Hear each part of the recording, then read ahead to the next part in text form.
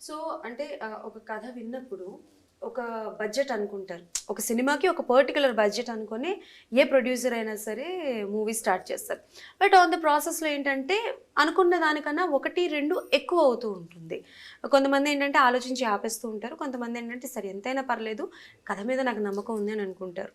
So మీరు ఈ మట్కా ప్రాజెక్ట్‌కి ఎంత అనుకున్నారో అంతే అయిందా? దానికి మించి ఏమైనా జరిగాయా? లేదండి. కరుణ కుమార్ గారు మాకు డే వన్ చెప్పిన బడ్జెట్‌కి అనుసంధానంగానే సినిమా జరిగింది. ఒక 1-2% ఖచ్చితంగా డిఫరెన్స్ వస్తది. అలా వచ్చింది తప్ప గానీ బడ్జెట్ అనుకున్న దాంట్లోనే వచ్చేసిందండి. ఓకే. ఎంత ఎంత అయ్యుండొచ్చు సార్ బడ్జెట్? ఆల్మోస్ట్‌గా మాకు వడ్డీలన్నీ కలుపుకుంటే 50 టచ్ అయింది. 15. 50.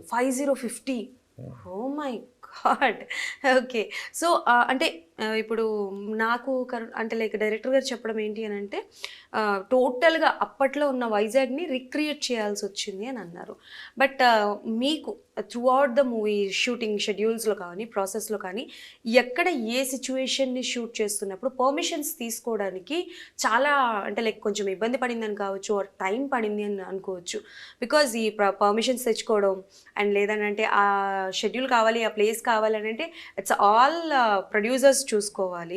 అంటే లైక్ అఫ్కోర్స్ డైరెక్టర్స్ పాయింట్ ఉంటుంది, బట్ అది రప్పించడం అనేది ప్రొడ్యూసర్స్ పాయింట్ ఆఫ్ వ్యూ ఉంటుంది కాబట్టి ఏ సీన్కి ఆర్ ఏ ప్లేస్కి మీరు బాగా కష్టపడాల్సి వచ్చింది?